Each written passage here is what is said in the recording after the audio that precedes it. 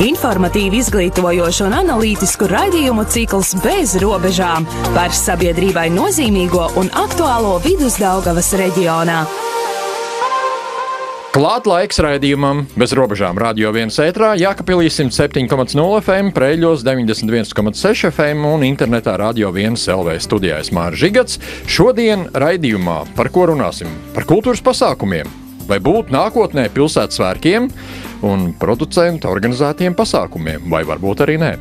Sarunā piedalās Kristīna Vaivoda, Līvānu novadu kultūras pārvaldes vadītāja un pasākumu producents, kā arī Latvijas producentu savienības valdes priekšsēdētājs Juris Millers. Labdien! Labdien! Labdien! Labdien! Kungi, kundzes, labdien! Kā noskaņojums? Kā vasara pagājusi? Sāksim ar mainiekiem. Ja? Ar Līvānu pusi. Kā vasara? Kā sezona? Jāteic, ka droši vien, ka mēs neizcelsimies ne ar ko oriģinālu. Šī vasara bija lietaina. Un, manuprāt, arī šie laikapstākļi arī ļoti daudz arī ietekmēja arī pasākumu ziņā un cilvēku apmeklētības ziņā. Jo, tomēr varbūt kāds arī izvēlējās neatnākt uz kādu pasākumu, jo tieši tādēļ, ka ir lietus līst un tās laika prognozes nemaz nebija tik daudz sološas.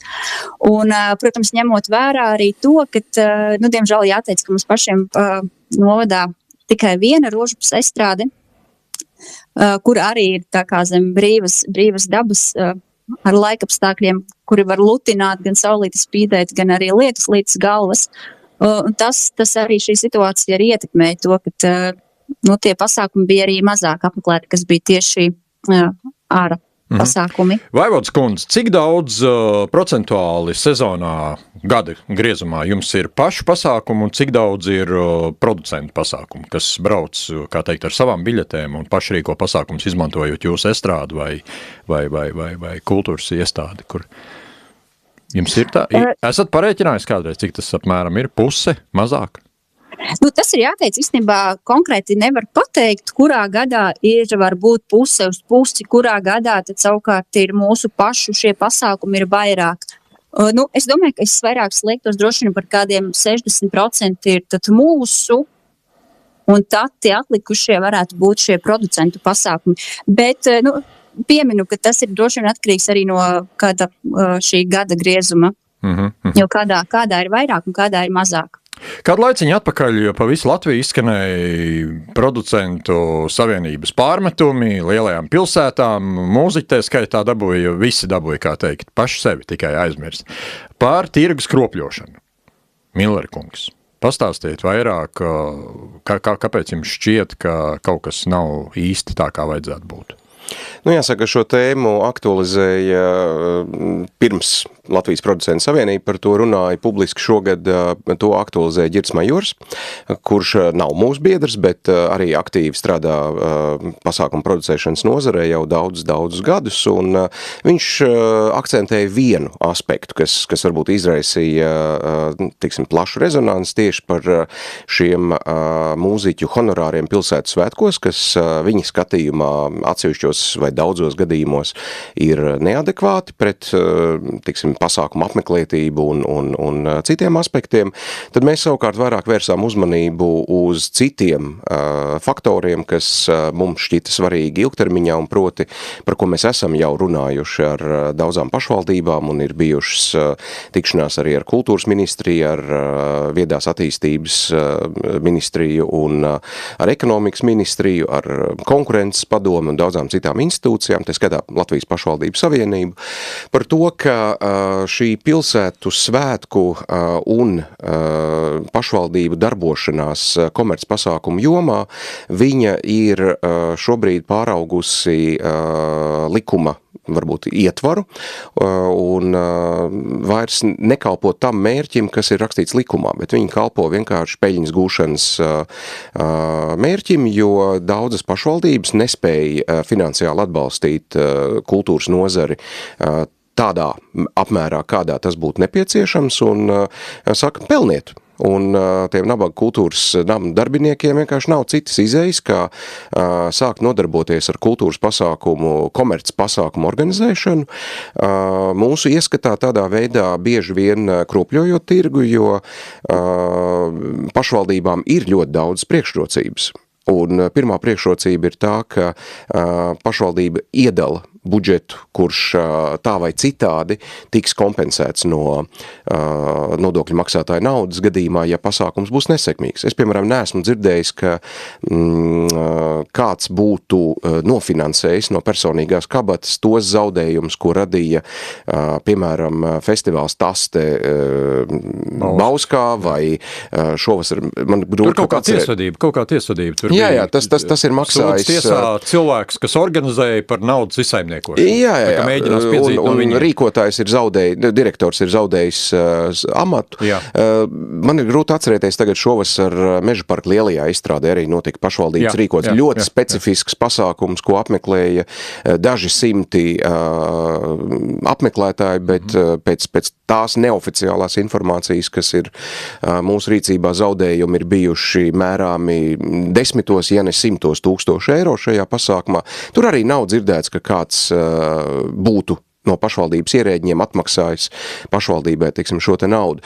Tas viss tiek pasniegts ar ļoti skaistu izkārtni, kultūras procesu pieejamība pašvaldības iedzīvotājiem. Jā, bet kā tad būtu? Tad netaisīt šos pasākumus? Ko tad jūs ko jūs liekat priekšā? Okay. Nebūs vairāk pašvaldības, tātad kultūras ministrija neļaus vairāk tērēt naudu koncertiem un citu veidu pasākumiem rīkošanai? Pirmkārt, kultūras ministrija nevar ne atļaut, ne aizliegt, jo viņi neko nedod pašvaldībām šo pasākumu rīkošanai. Ir svīras, kuras var pakustināt. Jā, bet teiksim, ja mēs uzburam ideālo modeli, kādam vajadzētu būt, es uzsveru pie nosacījumiem, ja visas pašvaldības pret kultūras nozari attiektos adekvāti un korekti, nevis spiestu ar dažādām metodēm pelnīt, tad ideālais modelis būtu sekojošs, ka pašvaldību kompetencē paliktu visa amatieru kustība, paliktu visi ar to saistītie pasākumi, kur mēs kā privātais sektors nepretendējam un nevaram pretendēt, jo gal galā tie ir pašvaldības uzturētie kolektīvi. Tās noteikti būtu valsts svētku un atceres dienu, teiksim, visi svinīgie sarīkojumi, pasākumi un tam līdzīgi, kur īpaši nevienam nav pretenzija par to, ka tie ir bezmaksas un tas ir diezgan pašsaprotami. Bet pašvaldībām nebūtu jānodarbojas ar tiešu komercdarbību. Šeit kā piemēru var minēt Limbažos notika faktiski festivāls. Viņi to sauc par koncertu, kur bija 3 dažādi mākslinieki, kur iepriekš pārdošanā biļets maksāja 10 eiro, bet mēs ļoti labi zinām, ka uz katru no tiem māksliniekiem atsevišķi ņemtu biļeti uz viņu koncertu maksā stipri vairāk. Ja? Un ir, diemžēl, to negrib saprast pašvaldības, ka ilgtermiņā viņas sagrauja korektu un konkurētspējīgu tirgu. Izcils piemērs šeit ir Ventspils. Izcils piemērs ir Ventspils, kur pilsētas politika bija vērsta uz to, lai subsidētu pasākumus, kas notiek Ventspilī. Bet, un šī subsidēšanas politika slēptā veidā turpinās vēl šobrīd, kad, piemēram, tiek piedāvāti iedzīvotājiem iegādāties teātra izrāžu abonementi, kur vienas teātra biļets cena ir reizes 2, ja ne 3 lētāka nekā šīs pašas teātra izrādes biļets cena konkrētā teātra mājās. Mēs runājam par Dailes teātri, mēs runājam par Liepājas teātri, par Krievu drāmu, un, manuprāt, tur bija arī Nacionālais teātris, un es nezinu, vai Valmiera bija vai nebija, bet tātad šie teātri veda savas izrādes, un biļeti Ventspilī uz šo izrādi maksāja lētāk nekā viņu pašu mājās. Un kas ir absurds. Tas vienkārši tā nevar būt. Ja? Un ir pilnīgi skaidrs, ka pēc tam jebkuram privātajam producentam, kuram ir jāīrē telpas pēc pašvaldības apstiprinātā komerc tarifa, jāpērk reklāmas pakalpojumi un vispārējais, viņam vienkārši nav iespēja konkurēt ar šo biļetes cenu. Un pilnīgi paši saprotam, iedzīvotājs pirks labāk šo te lētāko biļeti, kas viņam tiek piedāvāta nekā dārgāko, un pašvaldība vienmēr teiks, bet mēs strādājam iedzīvotāju interesēs. Un no iedzīvotāju skatu punktu, protams, jo lētāk kaut ko var dabūt, jo iedzīvotājs būs laimīgāks. Un mūziķis arī? mūziķis arī, bet, ja mēs skatāmies no iedzīvotāja pozīcijas, viņš būtu vēl laimīgāks, ja pašvaldība atvērtu bezmaksas maizes veikalu, bezmaksas piena veikalu. Siltums būtu pavelti. Siltums būtu pilnīgi viss būtu pavelti, jā. Vaivodas kundze, ko jūs sakat? Piekrītat, nepiekrītat? Pareizi runā producentu apvienību vai tas reāli dzīvē nav iespējams? Es piekrītu daļēji, jo jāteic, ka mēs esam atvērti, lai šis privātais sektors pie mums brauc un sniedz koncertus, izrādes un tiešām šo piedāvājumu, augstvērtīgu piedāvājumu nodrošina arī pie mums reģionā, jo tas nozīmē to, ka ne visi iedzīvotāji spēja izbraukāt uz galvaspilsētu, uz Valmieru, uz teātri, bet tas ir labi, ka šis piedāvājums atnāk tepat uz reģionu, bet tad man ir jautājums savukārt to, vai tās cenas savukārt arī mainās tā biļešu politika, vai mēs tā kā reģionam varam, neteikt, dot atlaides, bet mazāku to cenu nekā, piemēram, šis koncerts vai izrāde notiek Rīgā. Izrāžu un koncertu izmaksas bieži vien ir identiskas kā Rīgā, tā citās Latvijas vai pasaules pilsētās, jo izrādes vai koncertu izmaksas viņas neveidojas no tā, ka tas koncerts notiek lielākā vai mazākā pilsētā.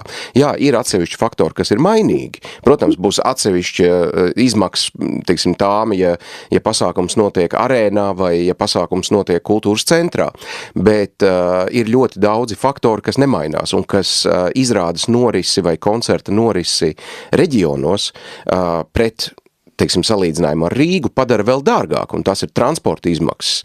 Tā ir loģistika, kas ir jāņem vērā, un te es varu minēt gan vienu ļoti pozitīvu piemēru, gan vienu ļoti negatīvu piemēru, kas ir izkristalizējies pēdējā laikā privātā sektora sadarbībā ar pašvaldību.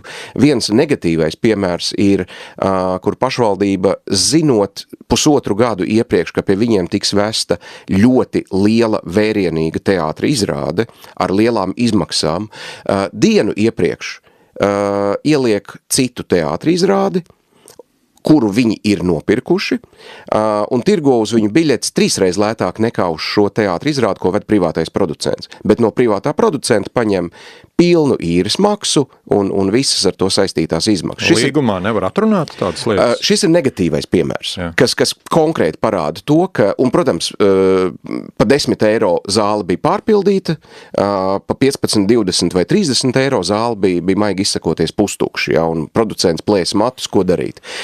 Otrs pozitīvais piemērs, ko vairākas pašvaldības šobrīd ir sapratušas, ka tas ir viens no nākotnes sadarbības modeļiem, nevis pašiem par katru cenu mēģināt rīkot pasākumus, bet skatoties, kas ir vajadzīgs konkrētā novada iedzīvotājiem, kāds kultūras piedāvājums vai kultūras gross, saucam to, kā vēlamies, skatīties, kādi ir privātā sektora produktu piedāvājumi šim grozam un uzrunāt šos producentus, lai uz konkrēto pašvaldību tiek atvests šis produkts, un vienošanās parasti ir kas pēdējā laikā ir izkristalizējušās, ka pašvaldības tajos gadījumos, kad privātais producents nevar sasniegt, šo te pašizmaksu tikai ar biļetēm, ka viņi kompensē šo starpību, bet netiek grauts kopējais, iedzīvotājs netiek pieradināts pie tā, ka biļete maksā 5 eiro.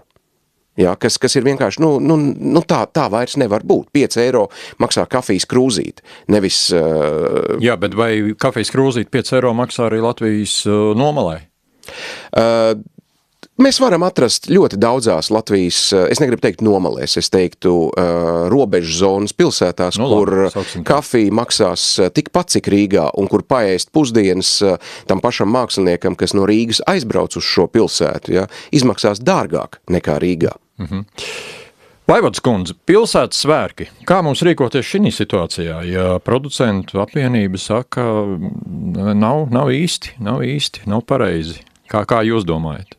Tad ko mums darīt? Neorganizēt pilsētas svētkus vai likt viņus pa naudu vai kā? Es domāju, ka tur būs vietējie politiķi, kas teiks, kādas muļķības? Tautai vajag kultūru? Sniegsim viņiem to. Kas tam mums ir uzaicināt? Atsevišķas grupas pa 30,000. Jā, tas tā ir, un Jā, no tā politiskā viedokļa droši vien tā arī izskanēs, ka mums ir jāuzdāvina cilvēkiem, mūsu iedzīvotājiem šī bezmaksas iespēja apmeklēt visai ģimenei vai dažādiem sociālajiem slāņiem šos pilsētas svētkus, jo mēs šajā reizē svinam tieši uzsvers, tas ir uz pilsētas svētkiem. Un tie ir vēlētāji, loģiski. Jā, bet jāteic to, ka šobrīd tās izmaksas, lai vispār arī rīkotu šos pilsētas svētkus, ir ļoti, ļoti lielas. Tas nav tikai mūziķu honorārs, tas vēl klāt nāk arī tehniskās izmaksas, kas savukārt no budžeta prasa ļoti lielu ieguldījumu un ļoti lielas summas. Jāteic, ka arī mēs, Līvānu nodu pašvaldība, mēs arī rīkojam bezmaksas, daļēji bezmaksas pilsētas svētkus, jo mēs lēnām jau soļojam uz to, ka droši vien nākotnē mēs raudzīsimies uz to, ka kaut kāds šis līdzmaksājums noteikti varētu būt arī iedzīvotājiem, kas ir, piemēram, tieši vakara koncerts, kas ir, tā kā jūs minējāt, ka 3 grupas, un, vai jebkāds šis vakara saturs.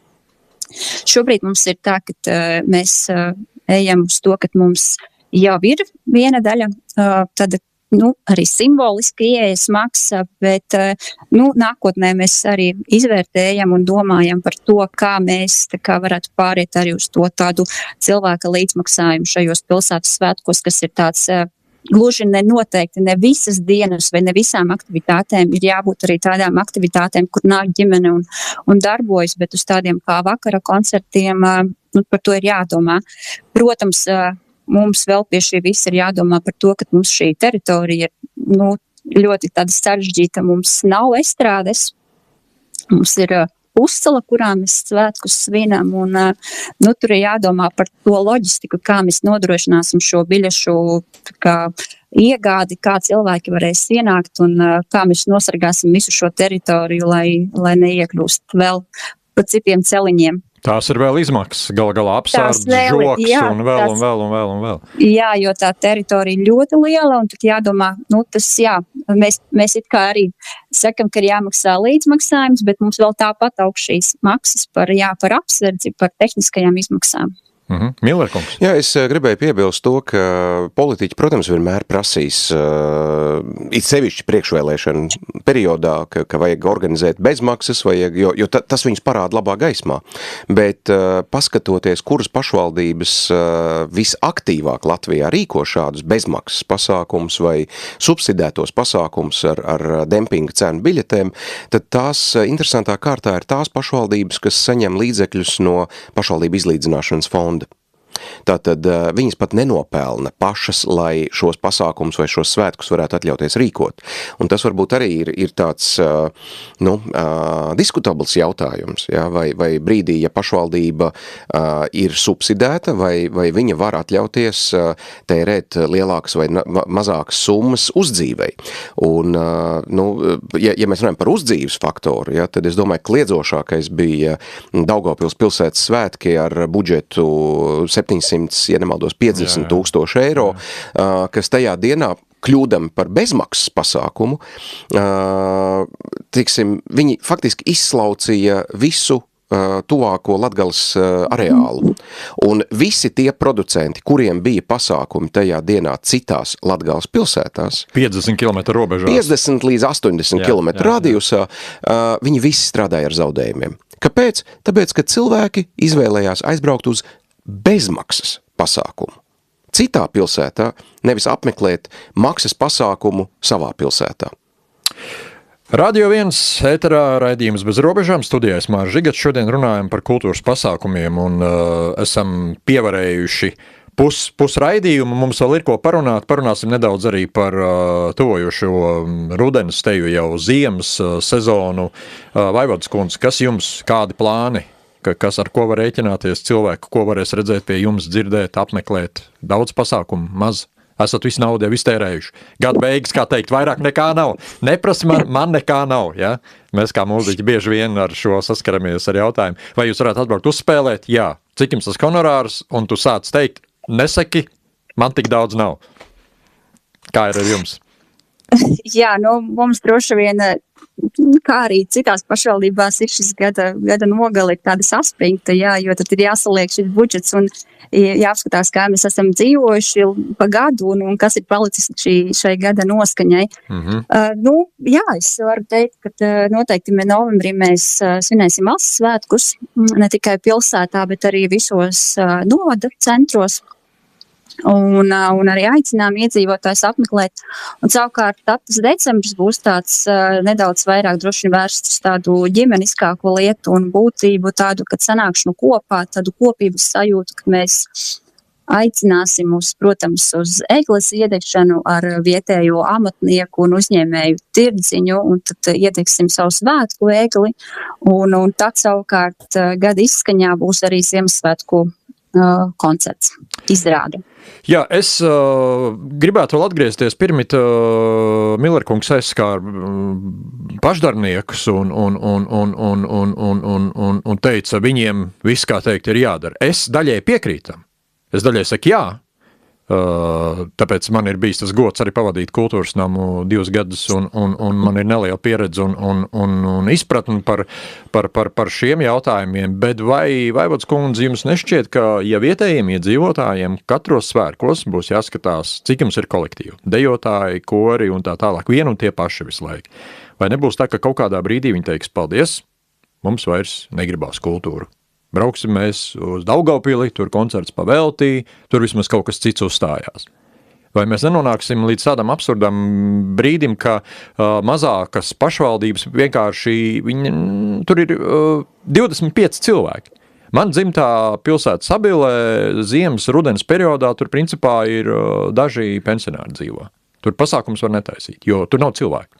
Fiziski viņi nav. Viņi atbrauc vasarā uz savām mājām, kad ir sapirkti, atvaļinājuma laikos vasara pilsēta pilna, viss notiek, rudens ziema, pavasaras principā pilsēta ir tukša.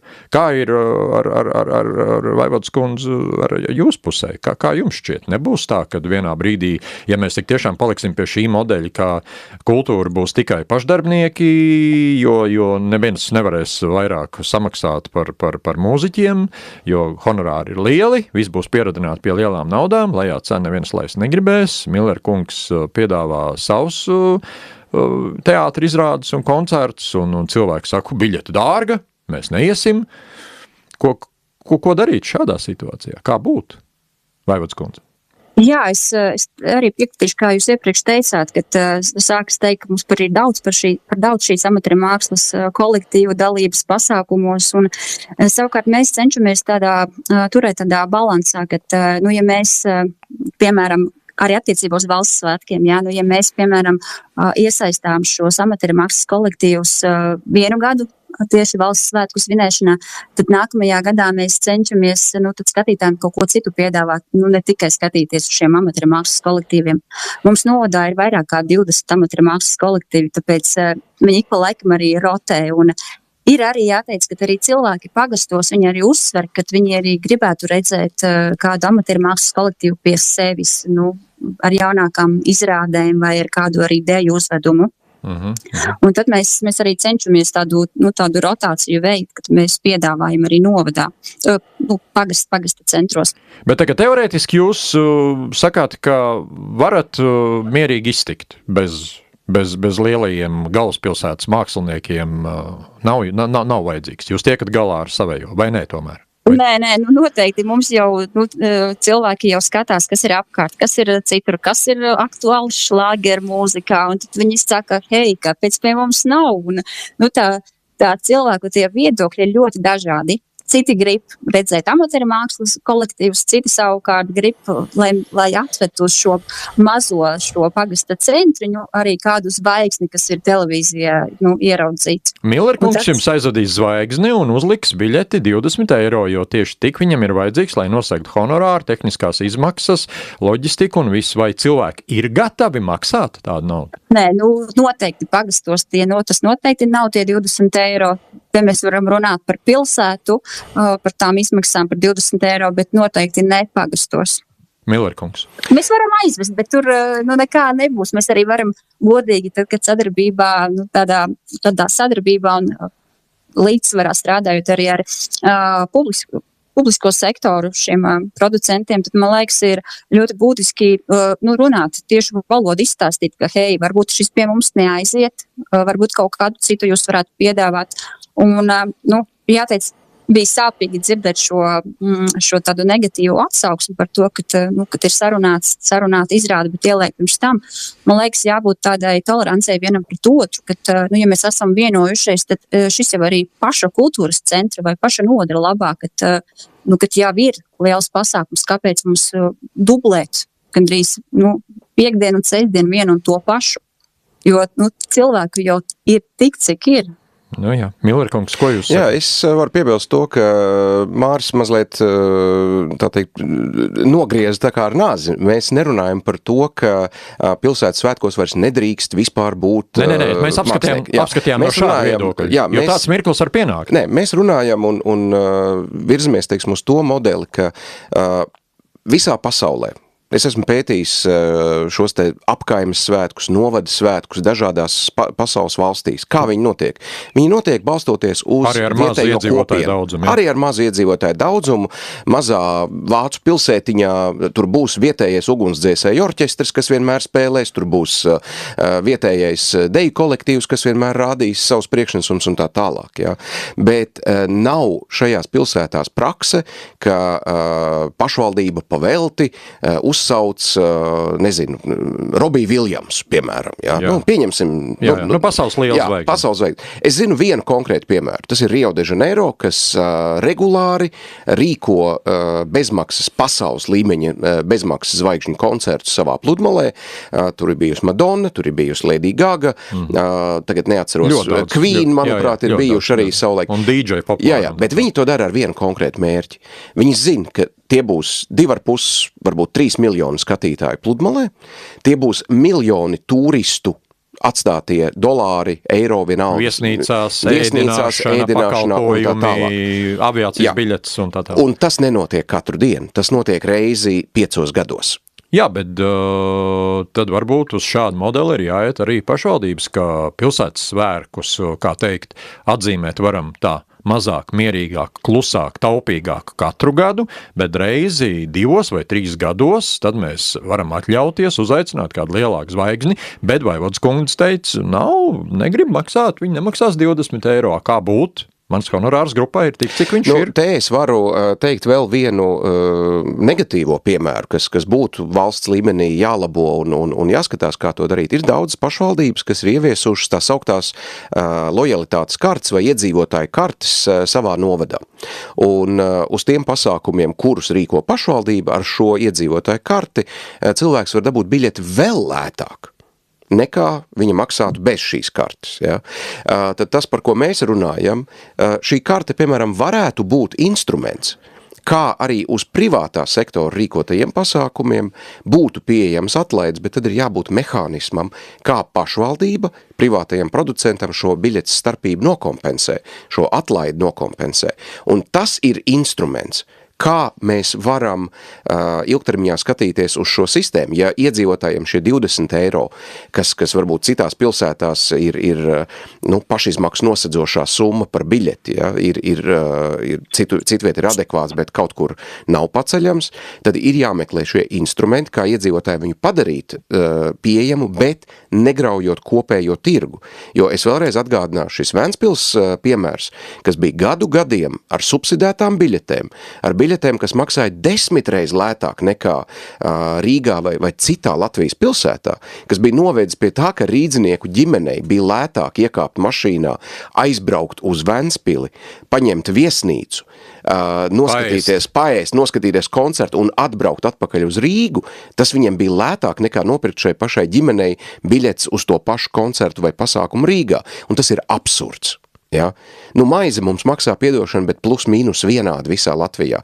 Piens maksā plus mīnus vienādi. Degviela arī. Degviela tāpat, elektrība tāpat. Ja? Nevar līdz ar to kultūras pasākums maksāt vienā pilsētā būtiski lētāk nekā citā pilsētā. Iedzīvotāju daudzums. Es vēlreiz saku, ekonomiku nenosaka un produkta cenu nenosaka tas, cik daudz konkrētajā pilsētā ir iedzīvotāji. No tā, ka konkrētajā pilsētā ir, piemēram, 100 iedzīvotāji, nevis 50 000, mēs nevedīsim koncertu bez bundzinieka un ģitārista. Nu, jā. Tāpēc, ka tur ir mazāk cilvēku un... Piedodiet, grupā būs mazāk dalībnieku. Jā. Nu, tā tas nestrādā. Mēs nevedīsim teātri izrādi bez 3 galvenajiem varoņiem. Bez rūķīšiem. Jā, vai bez dekorācijām. Tikai tāpēc, ka, zini, jums tur ir mazāk iedzīvotāji. Mēs pie jums aizbrauksim haltūriņu nospēlēt. Tas tā nestrādā. Jā.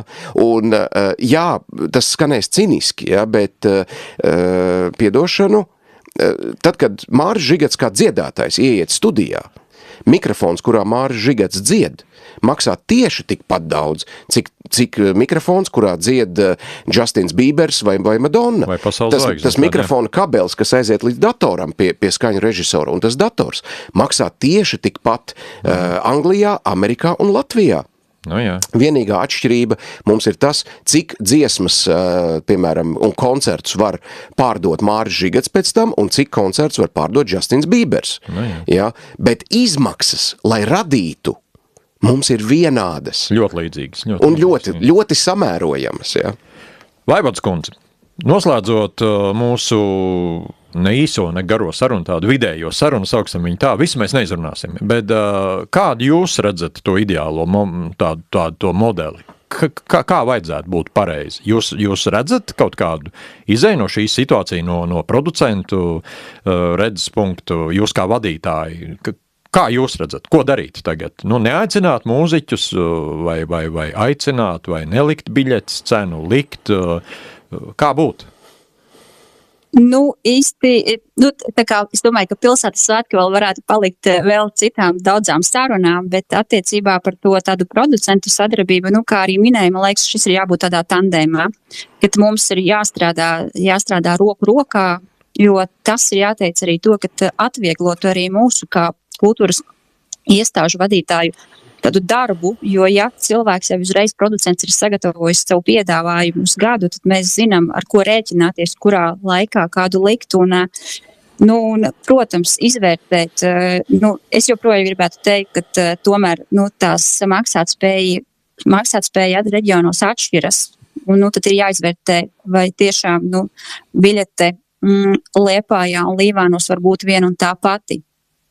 Jā, bet mēs, protams, neizbeigsim no šīs situācijas. Nesen vienā raidījumā mēs apskatījām šo te Latvijas pierobežu reģionu skolu jautājumu, kur tiek vērts ciet arī manā dzimtajā pilsētā. Vidusskola vienkārši tika aizvērts ciet, jo fiziski nav bērni, kas tur mācās.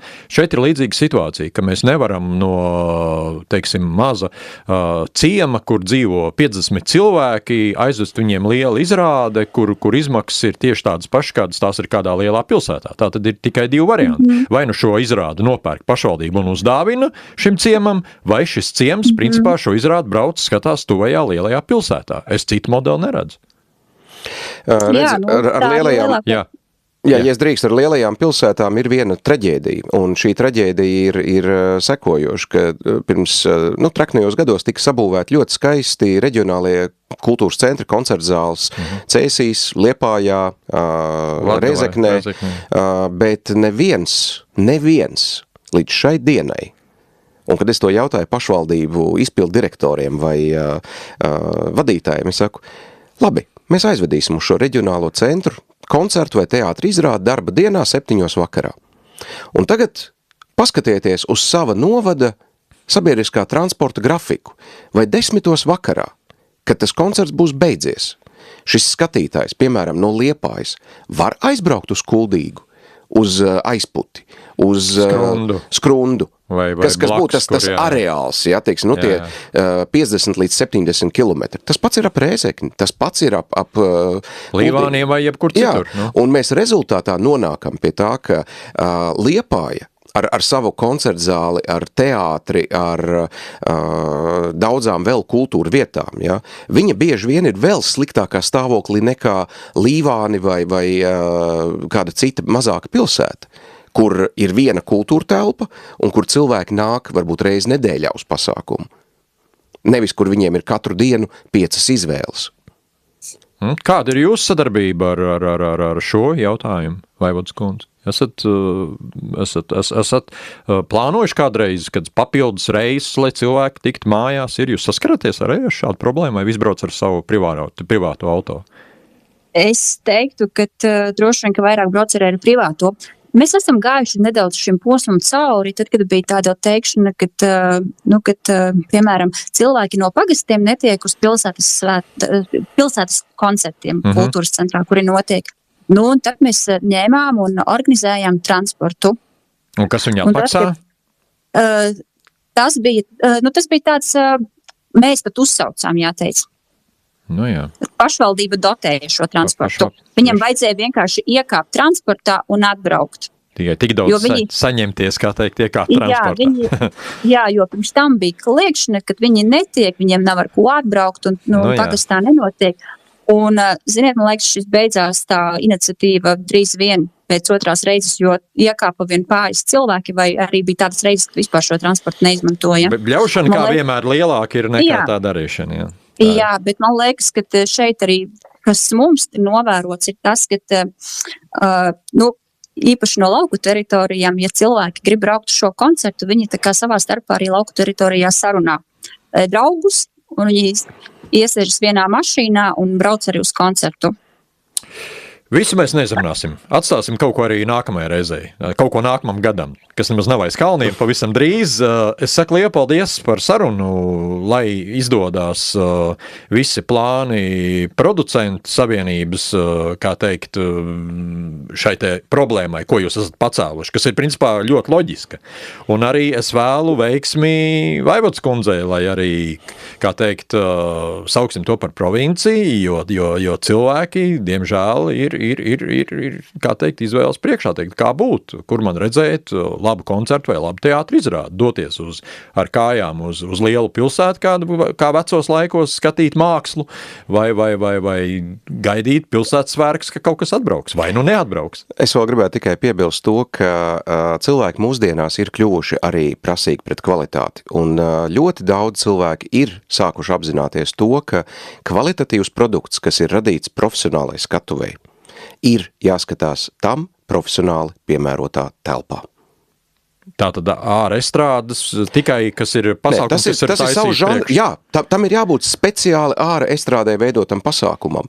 Un savukārt iekštelpās, ja tā ir lielā skatu, tu nevari saspiest, 50 cilvēku orķestri, mazā kultūras nama, teiksim, Zirga pagasta kultūras namā. Tas nav iespējams. Ja? Un tad ir skaidrs, ka tie būs šie reģionu centri, kuros lielie pasākumi varēs notikt. Jā.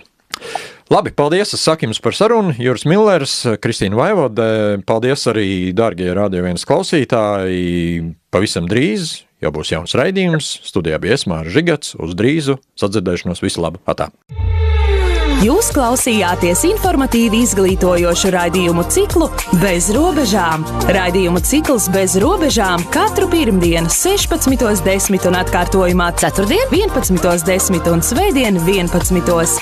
Klausies un skaties sev ērtā laikā radio1.lv vai radio1.lv Facebook kontā. Raidījumu ciklu Bez robežām finansē Mediju atbalsta fonds no Latvijas valsts budžeta līdzekļiem. Par projekta saturu atbild SIA Radio 1.